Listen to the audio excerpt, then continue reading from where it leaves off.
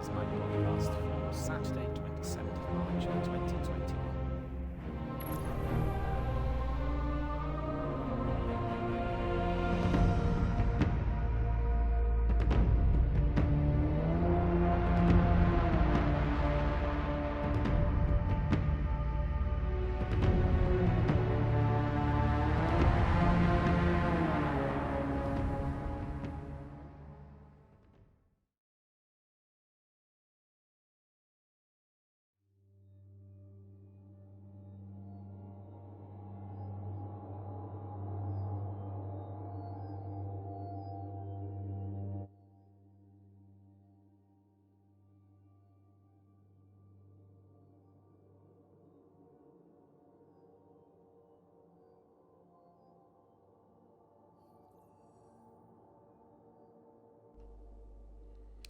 A warm welcome to all of our friends, fans, community members, participants, squad mates, and indeed viewers worldwide on many different platforms. Thank you for joining us and thank you for supporting the channel. Thank you for being our valued community members. How are you all? A weekend ahead of us and indeed a very, very beautiful day here in London suburbs. Very sunny, very warm. Feels like a proper spring setting in, and also in view of the fact that we are going to be changing our time tonight, so really looking forward to those longer days, because like everyone else I've been spending a lot of my time indoors, in quarantine for more than 12 months, and 22 hours indoors, no sunshine, no daylight. It's been a very, very difficult time for me, and well, looking forward to those bright sunny days like this one outside today. And I already had a wonderful stroll. I went to the town centre. I had to get a few bits and pieces sorted out, and then there is a wonderful Meals on Wheels trailer, and I know the chap who runs it, and he makes me like a really nice brunch, and it's been thoroughly enjoyable already for a few weeks. So a very, very good start of a day for me. So basically hoping that all of you are having exactly the same sort of day and enjoying nice weather, and hopefully you're all healthy, safe and well, which is obviously in those very difficult times the most important thing amongst all. And in Britain we already vaccinated nearly 30 million people, and we are progressing towards the end of this dreadful, very dark period of our modern history, in which the entire economy was brought to standstill. People were brought indoors and had to live under the most severe legal restrictions that our country would have seen since the Second World War, and it's been very, very difficult, and sadly very many people passed away as well, which is obviously where my heart sinks. My everyone who suffered losses and lost their loved ones is in my thoughts and prayers every single day. So today we are going to be looking at lots of interesting developments that are happening either in the industry, and you will recall that throughout the week on my podcast I was recommending to everyone to watch either live or on playback the most important brand new presentation given to us by ID at Xbox. So do you actually know what ID at Xbox is? Are you familiar with the term or with the people who are running it? Well, many people are not, because ID stands for independence, and that is independent developers who are either presently under the umbrella of Microsoft or the companies that are partnered with the corporation in order to have their games included on the streaming services and also offered on special discounted prices.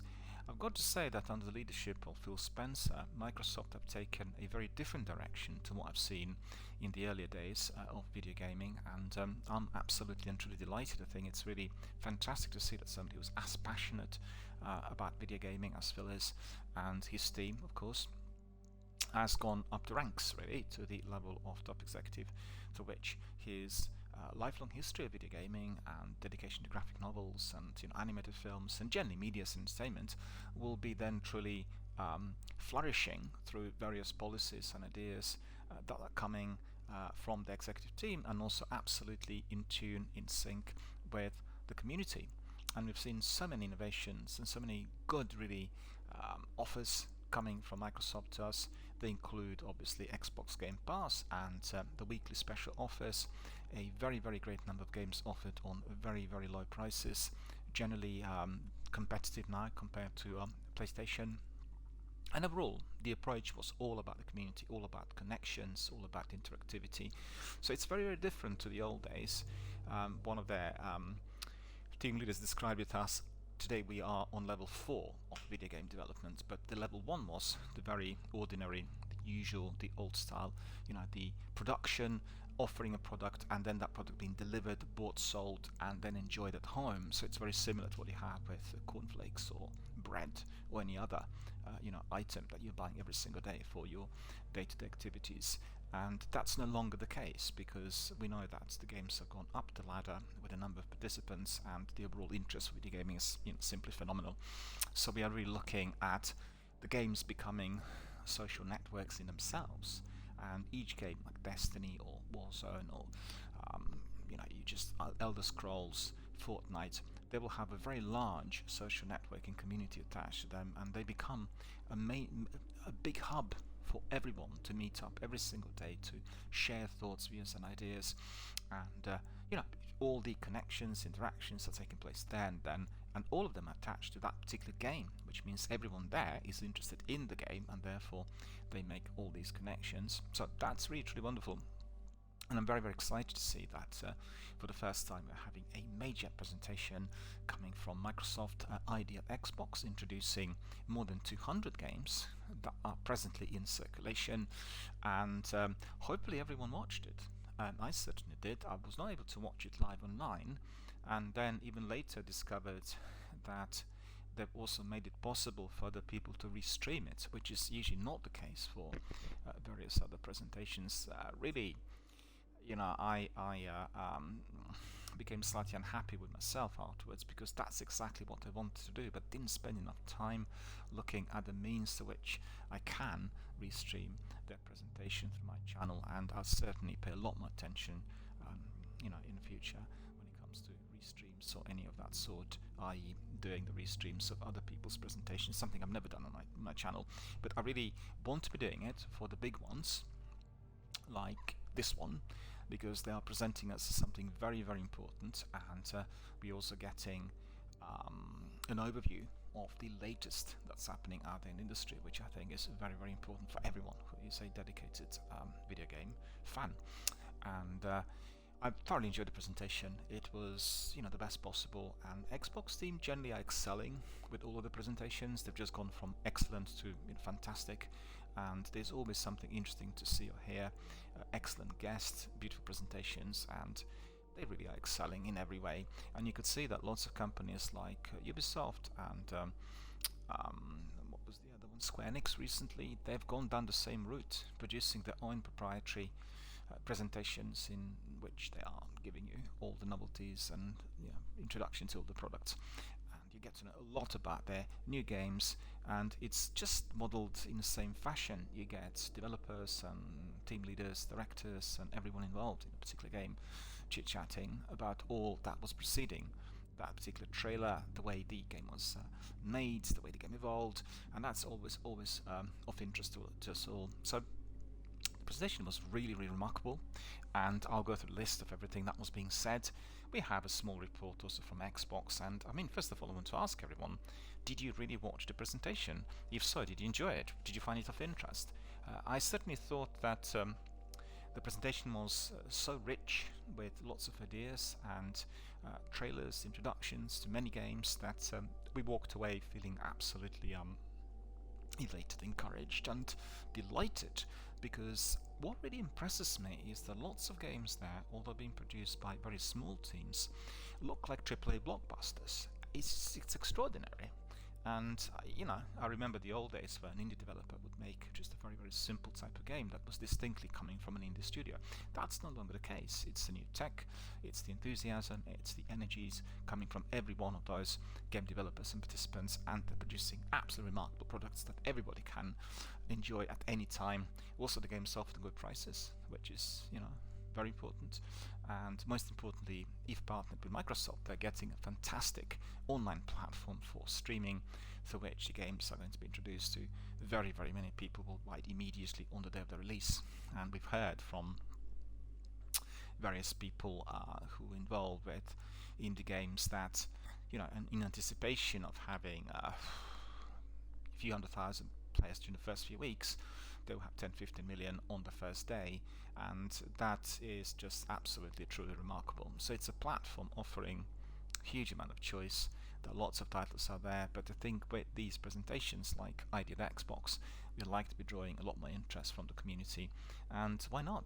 Just step in, have a look, download demos. The vast majority of games will give you a free-to-play demo, and experience it for yourself. And we've seen lots of great demos coming our way recently. I streamed them here on my channel, and I'm truly delighted that that's exactly the way things are at the moment. So we have a report from Jessica Ronald, who is a manager of ID at Xbox events, and she said she was very happy with the show and everything that's happened in there. They were really streaming it through two separate channels. One is Xbox channel on Twitch, which is a fairly new thing because they were pursuing Mixer venture until recently, and the other was through Twitch streaming. And they basically were spotlighting about 60 games, and all of those will be coming to Xbox, and you have about 20 of some of the favorites, and at least 20 will be launching on the Game Pass literally on the day one, on the day of their release. So that's really truly wonderful, similar to what we'll have later this week with Outriders. I can't wait for the game to be released. Honestly, I just can't wait for that 1st of April. I hammered the demo and enjoyed it so much. In fact, I still want to look at the demo before the 1st, so I have about 3 or 4 days left on the PlayStation, because I think on Xbox I've gone through everything, but on PlayStation there's still a few bits and pieces to do, so I want to import all the data to the full game on the 1st, and then we can simply bring in our Destiny veterans to experience it in full. I'm certain that Destiny guys will really be hooked, because the game has some similarities and it kind of blends in the ideas of Destiny with Anthem and Mass Effect, so I think probably the best combination of the three, and quite certain that as they decided to run it through Microsoft servers and have obviously full Microsoft support, it's the first game ever which is the third-party product that is being streamed on the day one. That's never happened before on Xbox Game Pass. Perhaps it's a new venture, it's an experiment, and I think definitely the developer was very, very wise to do that, because any technical issues will be easily tackled. Microsoft does have some of the best people fully on board within their technical teams, and they're working wonders, turning the games that previously released on 360 into 120 FPS type of games, and polishing up and remastering and giving a completely different appearance to the golden oldies. It's just incredible. And I've always been a huge fan of consoles, both PlayStation and Xbox, but I do think that PlayStation, the Xbox is excelling. They are sort of a few steps further up the road compared to PlayStation, and that's particularly in the area of backward compatibility. Secondly, with updates, they massively improve these games. The recent ones, like Bethesda's, being brought from 60 to 120 FPS if you're playing them on the new gen consoles, and also if you're playing them on the old gen consoles, they will still look a lot better and they will play better. It's just a fact.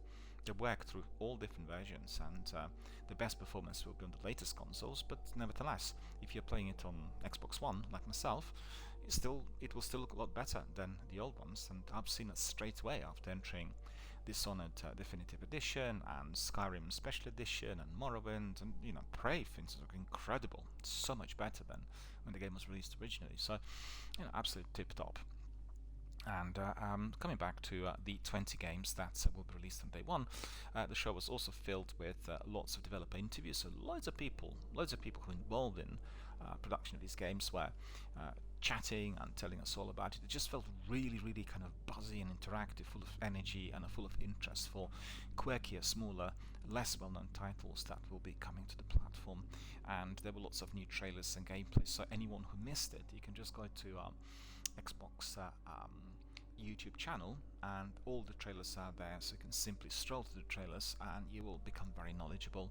Sadly, they didn't really publish the entire presentation for some reason. I don't know why. It did take a while for me to find it, and the only way you can get it at the moment, as it is today, is through the Twitch channel, which is Xbox on Twitch. So that's the only place where the full presentation, lasting about 3 hours 40 minutes, can be seen in its full version.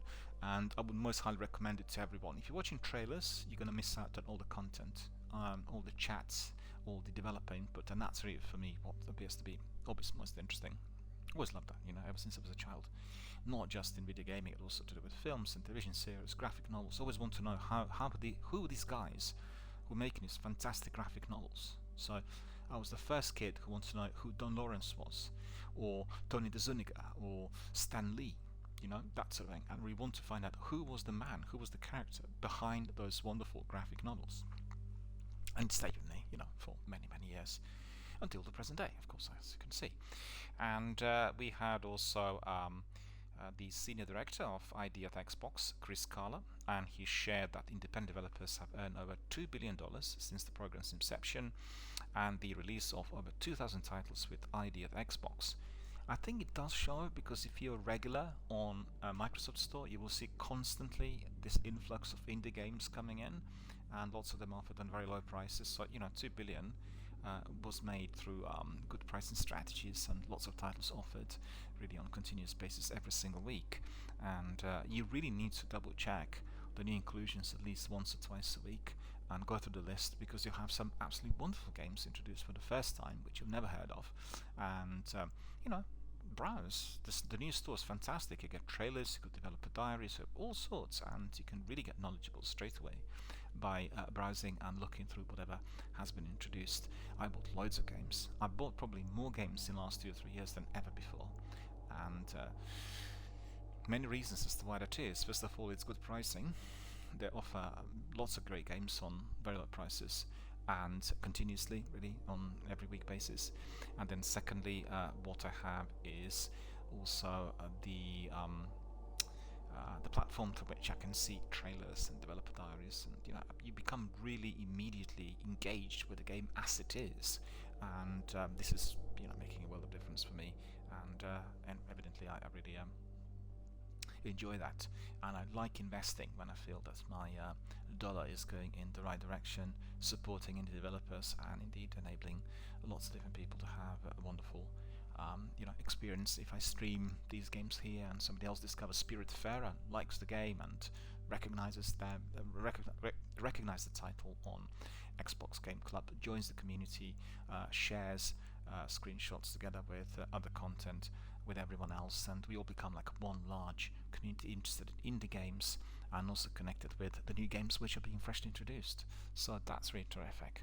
Alright, going back to the presentation, we have loads of different games introduced, and I'll just go through a list of some of them and recommend really I'd like to recommend all of these games to everyone. So if you have a chance, watch the entire presentation. If not, single out certain trailers and have a look at in-depth analysis and interviews which they did have. So Moonglow Bay is a game coming out in 2021. Coatsink Software and Bunny Hug are the developers, and this is a wholesome fishing RPG game set along the 1980s Eastern Canadian coastline, featuring a playful voxel art style and a wonderful soundtrack. So you can just embark on a diverse and emotionally charged story. You can play as a rookie angler seeking to fulfill their partner's final wish, and you have a journal and you have a rod, and then you can explore the furthest reaches of the ocean. You can learn to cast nets, you can set traps. It's a proper fishing game, and then you can fish while documenting over 100 aquatic species. So obviously, if you're interested, just jump in. If you want to explore things more, you can go to Xbox Wire, and there's a lengthy article there by the same person, and there are links which are attached to every one of the games. So definitely is going to be of interest to those people who are in awe of indie games. I can see we have Savory the Whale there. Hello, how are you doing? And thank you for joining us, and thank you for watching, and thank you for supporting our community.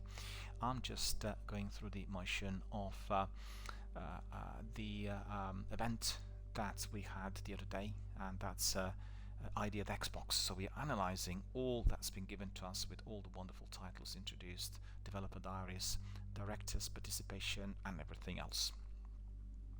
Great to see our new community members popping in, having a look and saying hello. And the other game is Soup Pot, and that is a chicken club. Kyrie's console in Steam, August 2021. This is a cooking game, I guess similar to Overcooked, with a focus on creativity.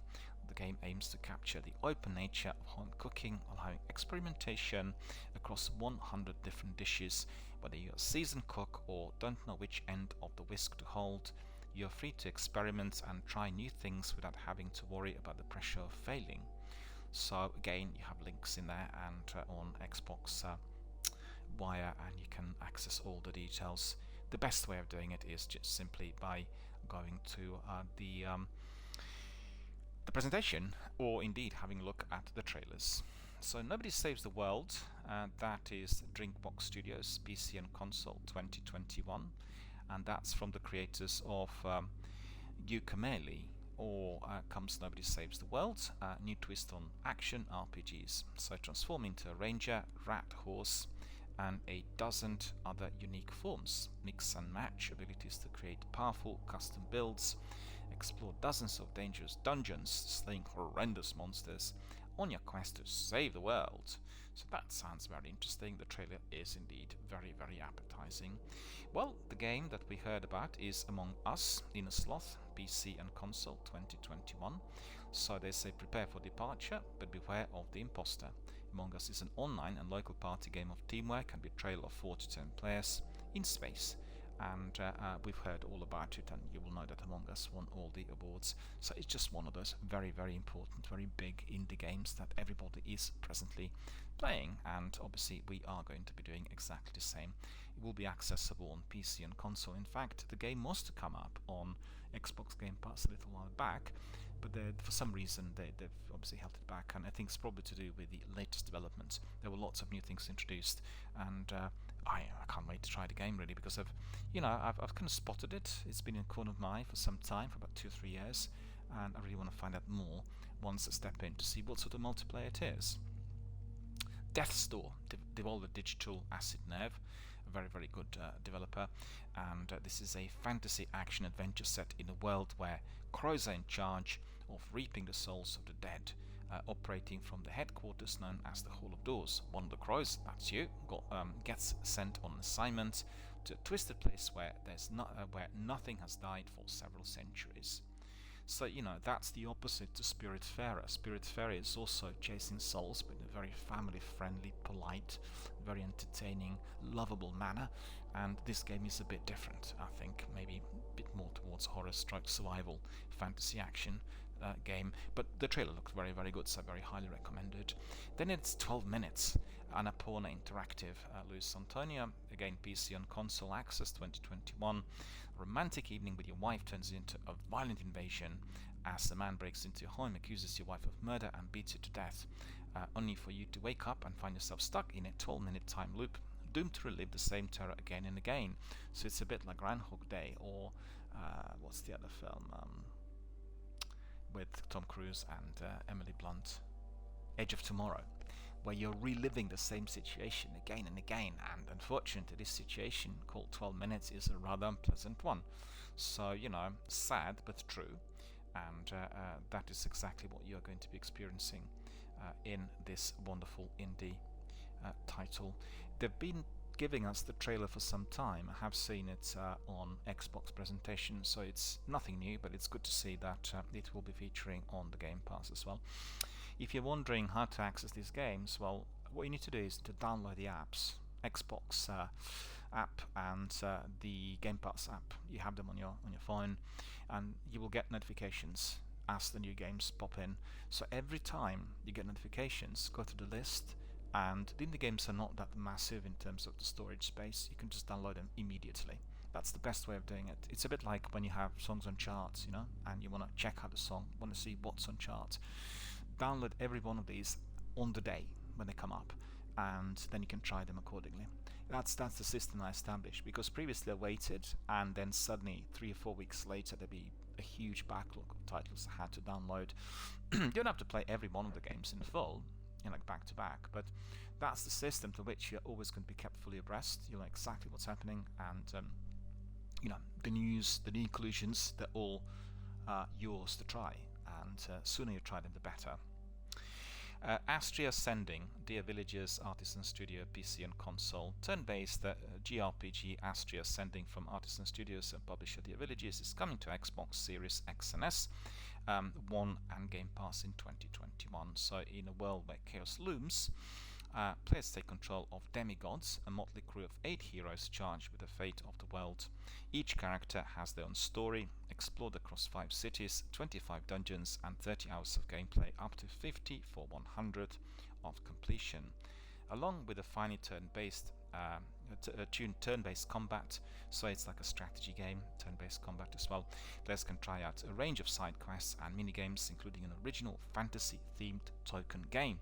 So I really love that trailer. I think it will give us a lot of interesting action.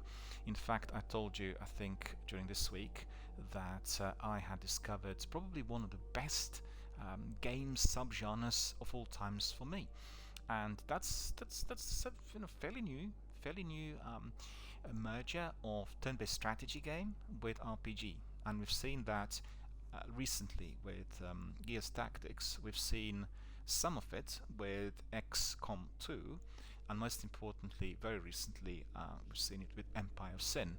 And the last game, the Empire of Sin, became accessible through Game Pass week before last, so I downloaded it, and honestly, as soon as I looked at it, I just loved it. Because A, it's a thinking man's game. You need to really strategize in order to be running the empire. In Chicago, 1920s, in the US, the time of Prohibition, you choose one gangster amongst about 14, and you'll be building an empire, have all the other hoods to contest.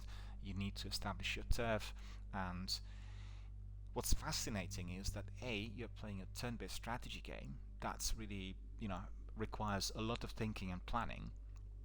On the other hand, you have plenty of cutscenes, dialogue and interactions which are purely RPG. So it's two things together.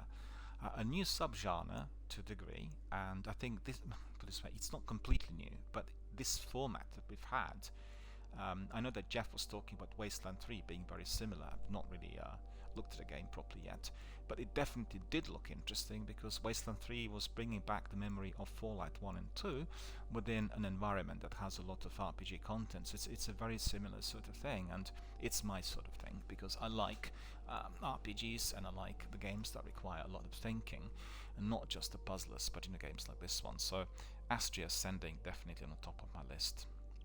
So then we've seen that over 20 games from independent developers will be launching day one with Xbox Game Pass, and we know full well that the Game Pass is the very best way through which you can crack on with more than 400 games immediately, and they have many heavyweights. They included EA Play recently, as well as Bethesda, so loads of fantastic games. Mass Effect Trilogy, Battlefield series. You have with Bethesda, obviously Elder Scrolls and Doom and Wolfenstein. You have Dishonored, you have Fallout.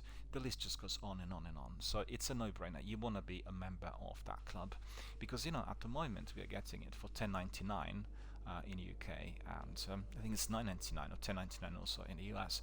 But you never know how long the price is going to be the price is going to stay stable, you know, on that level, and the value that we're getting is absolutely extraordinary. Obviously, the idea is $10.99 a month is a regular subscription, and if you have, let's say, 10, 20, 30 million people subscribed, then you will know full well that this is already 300 million being made every single month, and that brings you back to what, $3 to $4 billion a year, a turnover only on that specific live service, which is mind-boggling, you know. And evidently that doesn't stay with Microsoft, because all the games come in through, you know, various ends, and the developers and publishers still need to be paid off. But as a service, it is truly remarkable because it is giving us an opportunity to try all the games for free, and some of them, like the Microsoft exclusives, will stay there forever. But on the other hand, anyone who's a collector, if they like a game, they played it in full, they buy it, And if the game is on Xbox Game Pass, you're constantly getting significant discounts, and at times the discounts are, as much as 90%. The vast majority is 60 to 70% off, and that's really wonderful, and it makes all the games very accessible to the very many. And for myself, as a person who had lots of games in the old days, and I purchased quite a few, the problem there was always how to get to know what the games actually like. Today, it's a no-brainer. You just go to YouTube or Twitch, watch other people's streams, or indeed, even better, you join streaming services of PlayStation, Microsoft, and you can try the game yourself. But step by step will be, first of all, you'll watch somebody's streams or check out something on YouTube, be it the trailers or gameplay or anything else. Then you will go to the streaming services, you will play the game, and if you like it or if you love it, you'll purchase it. So that's it's a three-step evolution from the old days where you had to go to a shop and you wouldn't really know exactly what the game was like. You would hear the stories, and then you would purchase it, and then you'll bring it back home, and we've just gone up and up, and we live in very, very different type of era at the moment. So I really appreciate those streaming services. Xbox Game Pass and PlayStation services had revolutionized my gaming, and I played so many games those services. Not every one I finished, but I had a good look. Some games you liked immediately and you played them a long period of time. Other games were just like for a little while. You enjoyed some sections and then that was about it. And I think what I really liked recently about platformers is they also evolved. If you played Max and the Curses of Brotherhood or Ori, you would really get the new form, or Little Nightmares in fact, you'll get a new form of platformer which is really beautifully designed and very enjoyable to play. So the old style platformers have gone. I know people like arcades and some of the golden oldies, but everything is just evolving, and being on those streaming services is giving you the capacity to enjoy, to soak up everything that's being given to us every single week. They said that the Xbox Game Pass community at the moment has more than 18 million members, but that's the latest stats. I think once we include the new subscriptions that would have taken place during the last 6 months, I think it's going to be a significant increase on the number, and it's not surprising. I think Microsoft has said that many times before. They need to make accessible all the live services to many more regions and countries around the world. That needs to be done, because in Europe not many people are using Xbox, and I've been to France and Holland and Austria, Germany, Croatia. So no, Xbox is just a non-starter. PlayStation, everything is instantly accessible, all the services are there, and why should I be purchasing an expensive Xbox console? I can't be accessing all the services that people have in the UK and US. Obviously, it's just it's plain logic. And with xCloud and with the way the services are expanding, I think that it's likely that they'll make everything accessible almost everywhere. I think the people need to conceptualize that live services that Microsoft were running are extremely expensive, and they'll be looking at the number of participants. So running it in a smaller country that's like to have maybe a few thousand subscribers is not something I would consider as financially viable, because obviously the inward investment into the maintenance of the services will be very, very massive. So that there is some logic behind it, but on the other hand, this is where Xbox One console flopped compared to PlayStation. The number of PlayStation consoles had massively outsold Xbox worldwide, and I think Microsoft were indeed very, very concerned, because the console of the Xbox console is no longer just a console which is going to be used for physical product. You buy a game, you play it. It's just comprises a multitude of different services that people can access at any given moment in time, and that in itself is needing to be accessible everywhere. If not, then there are problems. And it's not just Microsoft specific. Apple and Amazon and these big corporations still have the same issue with the global access. I've had some major arguments with Disney. For instance, they launched this wonderful platform for Disney films, and everything that's Disney made is on it, and they offer also, I think, is it 5 or 6 family members who live worldwide to access it, and then you bring them in, unless they live in your neighborhood, i.e. the same country, they can't really access the service. So you will purchase the service, and then you will find out that actually the other people cannot access it. And still I'm contesting this. I've been contesting it for about 6 months, because they offer the service on their platform, indicating it's easily accessible to everyone, irrespective of where they are, because they'll be accessing the account holder's library. And unlike Netflix, where this is made possible, Disney have not made it possible, yet they're advertising it as such. And I mean, to summarize, to simplify, the future of Xbox, and not just the console, all the other services, is in instant access anywhere in the world, on any platform, wherever you are. Okay, so it means you pull out your phone, you access all the services. You pull out your laptop, you access all the services. You are in Zimbabwe, or you are in Russia, or you are in Iceland, or South America, or Australia. You pull out your tablet and you access these services. That's the future. This is what they want to do, and I think this will be achieved. And once completed, then there will be no other company rivaling Microsoft, full stop. It's not there yet. And more than 60 new games are coming to Xbox, and we have seen some of the titles already, talked about a few of them within that at ID at Xbox presentation, and that itself is definitely most remarkable. I'm very, very curious and very excited to see how certain games are going to be received, because we generally are inclined to go for the AAA blockbusters. So if you consider, for instance, a game like Medium that came out recently, was it the Medium? It's Medium, I think, isn't it? You have the company that previously worked on smaller indie products like Layers of Fear and Blair Witch Project, and they really developed a wonderful concept for this occult stroke survival stroke horror type of title.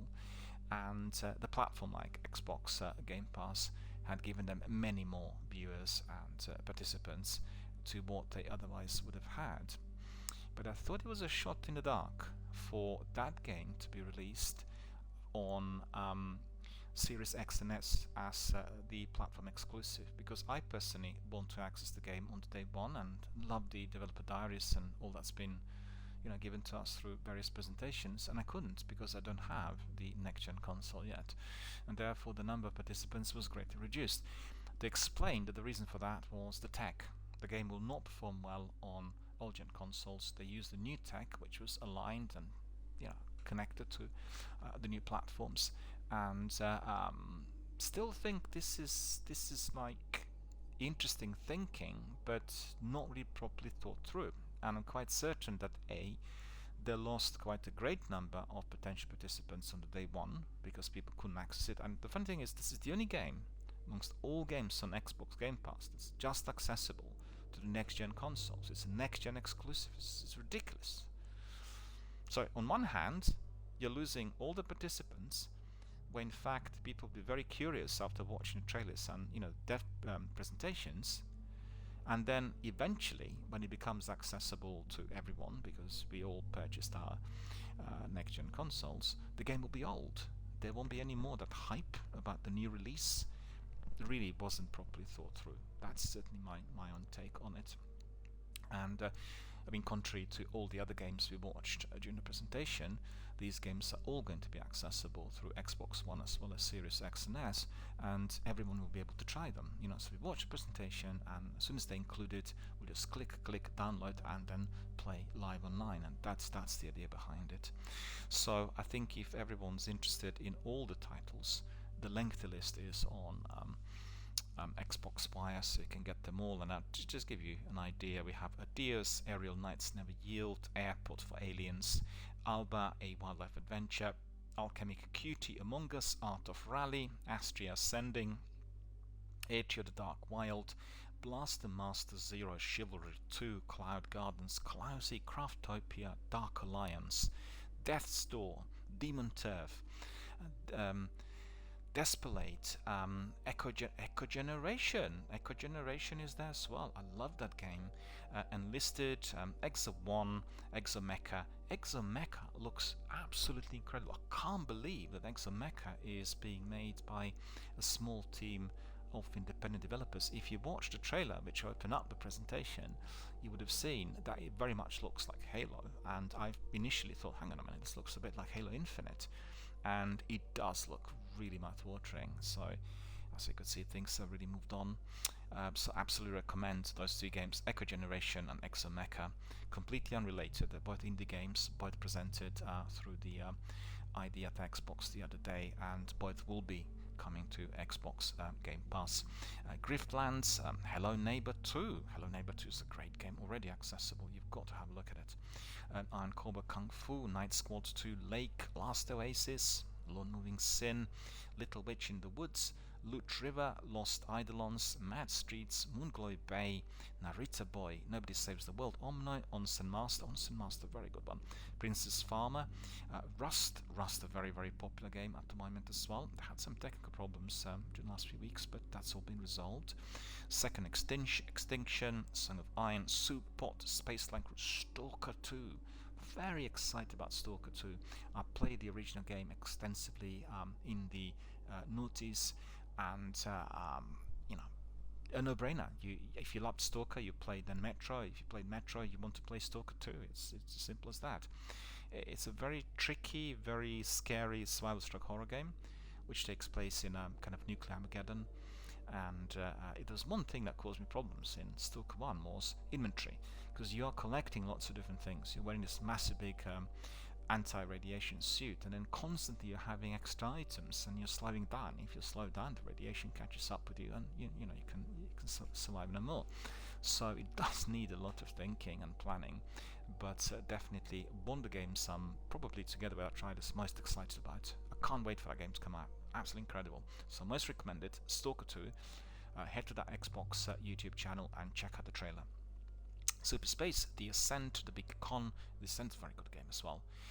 The Forest Cathedral, The Last Stop, Riftbreaker, Wild at Heart, 12 minutes. We talked about it several times. That's, it's a bit like I said, Groundhog Day experience. You keep replaying the same thing again and again. The only trouble there is the experience is very unpleasant. So how you are going to be experiencing it again and again is, for me, under question mark. If you like what you're experiencing, you want to go back to it. But if it's like really horrific, well, do you really want to be subscribing to that degree of inward torture? I think I personally would not.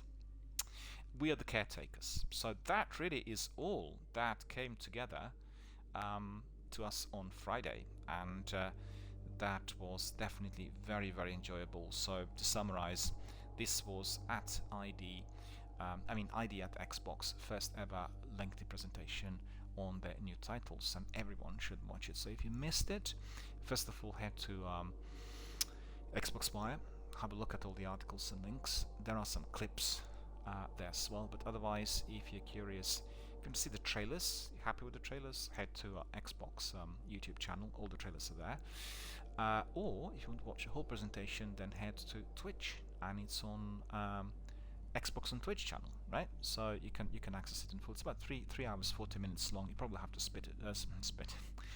Split it. I apologize.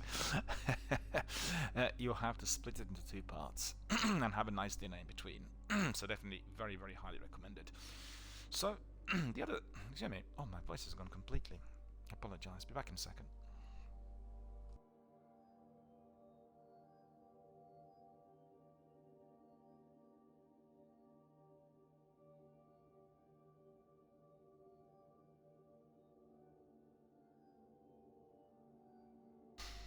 Right, so we talked a lot about all these wonderful indie games coming our way on Xbox and Game Pass. Very excited about it all, but we have loads of new things happening also during the week. And the week ahead of us will give us lots of goodies, so let's have a look. First of all, we've heard that there's a lot of news attached to Among Us, and I'm personally very, very excited about the game. It won the best possible award during the Game Awards last year with Jeff Keighley, and it was a surprise, that a small indie game was ranked the best multiplayer of the year. And it was a game that's been run for a while, so you're looking at the award that would have been towards the end of last year, and the game was released in 2018. So it came out with very little publicity, hardly anyone heard of it, and then downloads and social media posts and all sorts were then fueling the interest, and eventually I think the event last year in December, Jeff Keighley's event, really kind of raised the bar for everyone. So many more people had come in, and the game should have really already popped up on Game Pass a little while back, but there've been some issues, I think, between the developer and Microsoft, and they've come up with a solution. So we are looking forward to the inclusion of the game on the Microsoft Store. So I can hear that the game is going to be coming to Xbox Series X and S and Xbox One in 2021, but no news on Game Pass as yet. So Death's Store coming to Xbox Series X and S, and so that's one of the games that was revealed during the presentation, and it will be also coming in, might be popping up on Game Pass later in the year. I think summer months are definitely what we are angling for. So we have new Xbox wireless controllers. I actually talked about them the other day. They look very pretty, and one is kind of bright green, and the other, it looks a bit something like Gears of War, so definitely very much of interest for anyone who's on Xbox. And if you are a fan of a particular game, if you like Forza, if you like Gears of War or Modern Warfare, you really want to have a console that's kind of blending in with your passionate gaming experience. I want to have Mass Effect 1, but didn't like the design really too much, I have to admit. I need to look into that deeper, as we are going to be getting the Legendary Edition remaster next month, and well, in May to be precise, and it will be definitely of interest to me to get one of those Xbox consoles that is basically like my favorite game of all times. 12 minutes we've heard already coming to the consoles and Windows 10. The biggest news of the week is that a very popular game, Octopath Traveler, is available on Xbox Game Pass, and the inclusion of the game, I think, was completed on Friday. I got my announcements and everything else. We have 8 travelers, 8 adventures, 8 roles to play, and the tagline for the game sums it all pretty well, and it is already there for you to enjoy. So just click on that download, get it on your console, and crack on. And we have Drinkbox Studios presents Nobody Saves the World. So that is another game that's been introduced during the ID at Xbox presentation, and I told you all about it already. So Rust is the other. We have Rust Console Edition, which is available on Xbox One and Xbox Series X and S, and very excited about this. Obviously people are playing it on PCs.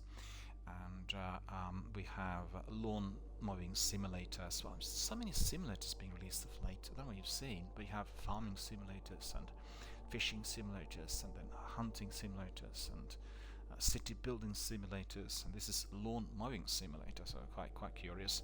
And this is a stunning game, a simulator and detailed business management game set in the British countryside.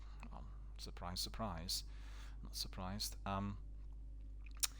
Then Wholesome Fishing, RPG Moonglow Bay, and so we have Canadian fishing town of Moonglow Bay is the refreshing fishing adventure that is as touching as it is wholesome, and it is coming to Xbox Series X and S and Xbox One with Xbox Game Pass this year. So that's really good news, and I think for anyone who is in awe of a couple of fishing games that were around there for a little while, will be definitely very pleased. And I said a couple of streamers that they really built a very sizable community of people who otherwise are regular anglers. They like going out and getting the rod out and simply getting some fish in a local river, or if they're living by the sea. And it became a very interesting game that becomes a full social network straight away, because they learn something about fishing through the game, and then they can apply that in real life. So really, really a very interesting, very rewarding concept. I think blends in two worlds together: the virtual reality, i.e. fantasy world, with what you can do in real life. So the simulators, like farming simulator and wholesome fishing as well. No, I beg your pardon. It's the lawn mowing simulator. They are the ones that are absolutely perfectly blending in with this concept and idea. Express yourself in the kitchen with Soup Pot this August. Cooking means many things to many different people, but it can be a way of sharing culture, bringing your friends and families together. It can be a hobby. So we have plenty of interesting games providing us with the process in which we are learning to cook, Overcooked being one of those, and amongst my personal favorites.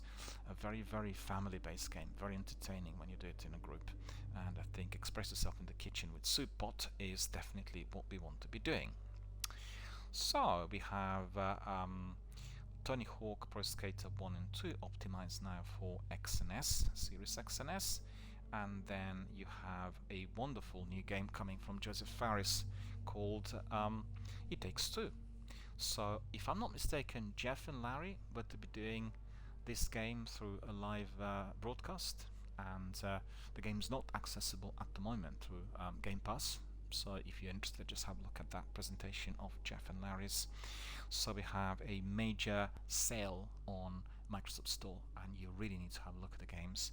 There are so many different titles, about more than 700 or 900 titles offered on discounted prices. Loads of indie titles, loads of games that I've not heard of or not particularly familiar with, but amongst them you'll find some real jewels, some great puzzlers, some wonderful RPGs, and I always pick up at least half dozen on a low price, anything between 50 pence and maybe £2.50, and thoroughly enjoy all of my archaeological discoveries through that sort of massive big sale. So the same sale is also present on PlayStation, so if you're interested, definitely have a look, and depending on what platform you own, you'll obviously choose accordingly. I think the prices offered on both stores are now very, very user-friendly and aligned with the needs of the gaming community, so definitely a very, very good variety of games and prices on offer. The only thing I could tell you is that the best way of snapping up the best games on good prices is if you watch certain games over a longer period of time. So don't buy them immediately when they're offered on a discounted price, unless this is just a phenomenal discount. Like for instance, we had a Division 2 offered on £3.50. Well, that's a no-brainer. You just buy it immediately. But the games like God of War, for instance, that's PlayStation exclusive, or Horizon Zero Dawn, or the Uncharted 4, they will be offered on different types of prices throughout the year. So it's down to you to decide whether you want to pay 15, 12, 11 or £7.50. Whatever appears to be accessible or affordable, choose one of these. But you will be getting these kinds of gradings on the price front, and I always go for the moment where the game's offered on the very best price. So I got my God of War for, I think it was £7.50, and also Horizon Zero Dawn, the Ultimate Edition, £9.99, whilst the game otherwise is a lot more expensive. So just like anything else, you'll be sitting and waiting and then sniping at the moment where you believe that the best price is there for you to take. So what I'm also excited about is the new DLC in Immortals Phoenix Rising.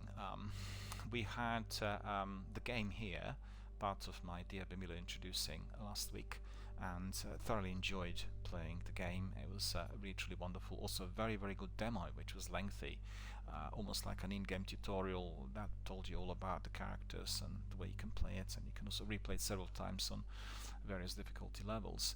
But the new DLC is all set in China, so you are able to play everything within the aura of the ancient sort of Chinese history, and you'll get skins and costumes and different items you can use there, which are Chinese, and just really, really absolutely terrific. I think the game director, or was it the game producer, he was live online last week with Larry and Jeff on the podcast, and he said that you need to complete the DLC before you can import the items into the core game, and it's not going to be the other way around, which is understandable. They will need to be completing the DLC and you get the skins and everything else, and then everything will work. So it's similar to what we had in some other games, but I'm very excited about it. It looks incredible. I watched a couple of trailers, and you will be familiar with this wonderful Ubisoft RPG, very family friendly, beautifully designed, wonderful smooth graphics, and just like walking into a Disney animated film. It's that sort of experience, but with loads of challenges and plenty of action, and a very beautifully told story as well. And the DLC is accessible on the old and the new the next gen console, of course. So we have Biomutant as well. We can pre-order the game. So that's open world post-apocalyptic kung fu fable, and it will be released, I believe, on May the 25th. So you can get the mercenary class pre-order, and a very good game, and looks very enjoyable on all the trailers and cutscenes I watched so far. Then we have Isonzo, authentic World War One Alpine warfare. Well, I'm very excited about that. I played quite a selection of World War One strategy games, and then we had here also on the channel Verdun, yeah, that's the way it's pronounced in French. And I played it also on PlayStation Live Now services, and this is a tactical RPG, really, which you can easily access if you're still on PS Now. And authentic, Isonzo is going to be definitely my cup of tea, and even more so because it does take place in the Dolomites, right? And I did walk through the areas where these battles were fought, which is very near Cortina d'Ampezzo, if you're familiar with this Italian ski resort. And high above, it's in the Dolomites. So if you walk from the heights of about 2700 to about 1400, then you'll pass through all the areas where these absolutely dreadful battles were fought. Very many people died in there, and the game is basically covering that period, very unsavory, very dark period of human history where we all fought and so many people perished, sadly, due to that terrible world conflict at the beginning of the last century. So also for everyone who is always enjoying the freebies or wanting to step in and try new things on offer, we are getting every week, or most weeks I should say, 2 to 3 games offered free of charge, and they're offered through free play days on Xbox. So this week we are getting Tekken 7, the game we both streamed and played here live online, and it is offered in a remastered format. So we are getting a new version which is all nicely polished up, very bright and illuminated with some extra content. You can try it for 3 days. One section of the game, the campaign, is fairly brief and you can go through it, but it's a very good story, beautifully told and wonderfully designed. And then you get lots of other characters and battles and everything else which you can do with others. So a massive big game and very enjoyable.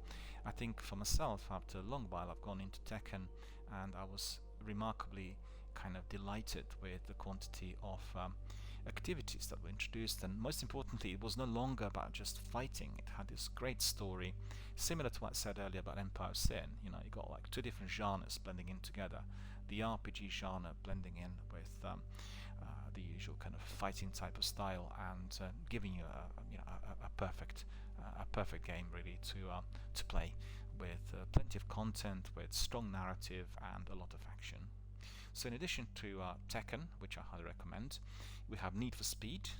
Again, I'm not really a kind of a person who likes or plays driving games, so anyone who's into it will be absolutely in awe of this title. And it's Hot Pursuit, and it's also remastered, so it's a high quality version. And then for the lovers of strategy games, we have Sid Meier's Civilization 6, and that game indeed is massive, and you can just try it, and then if you like the game you can purchase it there on a greatly discounted price.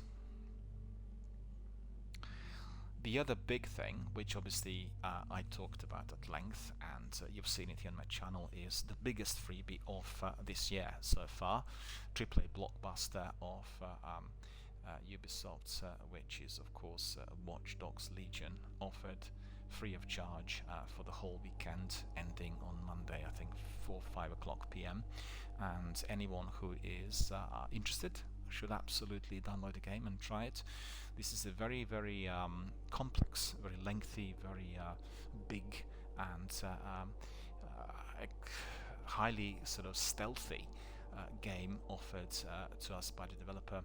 It does combine several other games we enjoyed over the years. Most importantly, I'd say we have Assassin's Creed and Splinter Cell for the in-game mechanics, because really the game is all about hiding and not engaging the opponents and then getting to a target, basically completing a task. Frequently it is about collecting data, collecting certain items for your inventory, and therefore beefing up the story, progressing within the campaign. And the game is also focused on the new tech. This is futuristic London, which was overtaken by sort of a militarized force tyrannizing its citizens, and this rebellion called Legion has been they call something else in the game. I just forgot what the actual title is, and they create the resistance, and then you're selecting various members of that resistance and progressing in order to defeat the opponents. A lot of tech is being deployed in there, so you will be operating spider bots and drones, and you'll be using other sorts of tech in there in order to contest the enemy. Definitely a wonderful game, and I can certainly tell you after playing it for 2 days that I'm definitely grabbed by it. But initially it does take a bit of time to get in a full swing of things. It may depend on the difficulty level you've chosen, and also whether you're doing it by yourself or with somebody else. But there is a lot of walking, a lot of driving, a lot of exploration of the city, and then plenty of action once you get to the destination. I'm sure it will be very much of interest. It doesn't provide high octane action similar to The Division. They did not work on the number of street enemies that would be intercepting at all times, and that's probably something that will eventually transpire as the game is continuously developing. I think the game didn't really hit it massive with the community, because I've seen, for instance, that even during this weekend it was only maybe a few dozen streamers having it on Twitch, and then maybe less than 200 people watching. So that was really unpleasantly surprising. I don't know really what reason for that was, but maybe to do with some of the bad reviews or some other issues. But I personally really enjoyed it, and certainly I'll be looking forward to any other freebie, because I've not really gone that far in the game. I've gone to, I think, chapter 3 so far, and want to explore it further and get really the very best of rewards. Everything you do within a freebie is imported then to the full game, so you're not going to be wasting your time by doing it. And hopefully they will leave also the trial version similar to what we had with Ghost Recon for people to enjoy, and then eventually having special offers to get the game. I think the game's offered on a price of about £30. This is like on a discounted rate, and it's still fairly expensive. I was thinking of purchasing it if offered on a price of £15, but definitely still not within my reach. But most highly recommended, and anyone who's considering free play or any of the freebies, you have got to be playing some of these. The 3 titles I mentioned, accessible through Microsoft, and then this one goes directly through Ubisoft. So, and that's probably about it for today. Oh no, actually, I'm stand corrected. We have still a couple of more things which are there for us to look at, and I think what I will do is I will bring this podcast to a close, and it's been all dedicated to the news, and compared to many other broadcasts this week where we were looking at our community content and questions coming from our members. So we'll be talking a lot more on all that is to follow tomorrow when we come back. And I want to thank all of you for supporting the podcast. We are coming to its second full week here on the channel, and it's been a very, very good, very exciting experience. I received quite a few messages coming from our community members and viewers worldwide, and interestingly enough, the vast majority were really focused on Twitch streams. How does one become a Twitch streamer? And I'm not surprised, because when I was doing Destiny streams every day, we did have quite a few people popping in who were Destiny veterans, also asking questions about the streams and what's better platform, YouTube or Twitch, what kinds of games should you be choosing, how to run it, and all the ins and outs of the basics, the logistics, the tech. So I've spent quite a bit of time during my recent podcasts on the subject, and I think I received quite a few positive messages, which I'm very, very happy about, and thank you very much for that. I have quite a selection here. We'll talk about them later in the week, because the weekend will be dedicated to the news. We've been really inundated with new titles and new activities and everything else that's happening, and therefore I want to cover this, because at the end of the day, we want to be kept fully informed, and we want to be prepared for all the interesting things that are to follow. And like, for instance, several titles there amongst these games that popped up on the presentation at ID at Xbox are definitely triggering off serious interest in me, and I want to share that with all of our community members, so that once they come out on Xbox Game Pass, we can all just click the button and download and enjoy it, and also have them through DRBMiller introducing and maybe some other streams in order to bring in as many community members as possible to that arena of wonderful independent game creation. Right, so, well, thank you first of all for being here with us today and for supporting the podcast.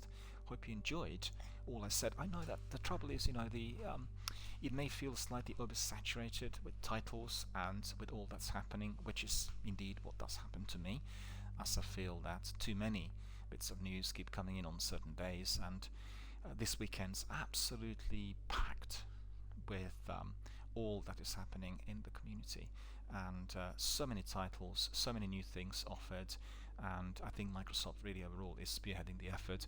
PlayStation does have some interesting developments, but it's very, very far from the energy, from the passion, from the sheer number of titles that are springing up on Microsoft platforms, and I think we are certainly here to enjoy everything. Octagon, what's it called? Octagon? Is it Octagon or I keep forgetting. Just let me see. I do upon Octopath. It's not Octagon. Octopath Traveler. Octopath Traveler is the latest in line of many games that I want to be trying, but no space on my hard drive because I've downloaded quite a few of the other ones, and also there's no time, considering that I'm also streaming, so I can't be just spending my time playing games when I please, when in fact I need to be delivering the content here for you to enjoy. And before I end, I want to say that there were some questions coming in regarding our regular big streams, and they were asking what's happened to Destiny and Warzone. Well, at the moment we are on a break from both of these major games and streams here on my channel. I'm considering how to run them in the long term, because Destiny is a very well established community, and I think Destiny developers, Bungie, they're also considering what to do with the game, because it's not really performed too well of late, and there are lots of complaints coming from the community. So I'm just waiting to see what direction they'll take, and also want to see that cross-platform access. So once that happens, we'll have Destiny 2 here in full. In the meantime, we'll have Destiny 1 back. I have been yet again making sure that it was fully set up on my PlayStation, and I think very shortly we'll crack on with some Destiny 1 gameplay just to warm up some of our old veterans and just to bring us back to the origins, to the roots. I've played everything in Destiny 2 so far, and I want to really be reminded of all the good old times, as Destiny 1's been absent from a channel now for quite some time, and we want to bring it back. So Destiny 1 will be back, and then Warzone will be back as well, in a bit of a different format. We had our community fully built. We have quite a few members there participating with the daily gameplay every single day, and I've just looked it up today and discovered that we also have many more people joining our regiment, so we're coming nearly to the number 40. So that's remarkable. 40 members of our regiment, true regulars, and all of that created within the last 6 months, so it's really truly wonderful. On the other hand, I really have to create a new system through which certain people will be participating live online, because there were some issues, I guess, connected with the competitive nature of the game that were creating an atmosphere slightly different to what we usually have here, as well as the use of the language and a few other bits and pieces, and that itself will be a bit more closely monitored in the future Warzone streams, because we run a channel that is all inclusive, and We want it to be always family friendly, and Warzone is not that sort of game. It's 18 plus game, and it doesn't come across as all inclusive at most times, and therefore there's sometimes a bit of a clash of interest. People are used to being able to scream, swear, rant, be unpleasant, and that's something that is strictly forbidden and prohibited here on my channel, and therefore we'll have some enforcement fully in place for everyone, particularly the random gamers who are coming in.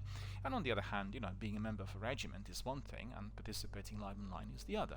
And not everyone wants to be participating live online, which is fair enough, and equally I don't want anyone who will be perhaps slightly toxic or unpleasant to be anywhere near my channel. So that needs to be also made clear to everyone who is likely to be volunteering. And as you know, our Warzone core membership has been very, very energetic, passionate and thriving. Can't wait to really get back together with my buddies in order to deliver some exciting action full of fun, entertainment, jokes and everything else for everyone to enjoy. So that's all that is coming soon. So Warzone and indeed Destiny will be back on the channel, and we'll be back here with another podcast tomorrow. We'll be still looking at the news and also spending a bit of time looking at our community content. So thank you for watching, thank you for supporting the channel. See you all tomorrow.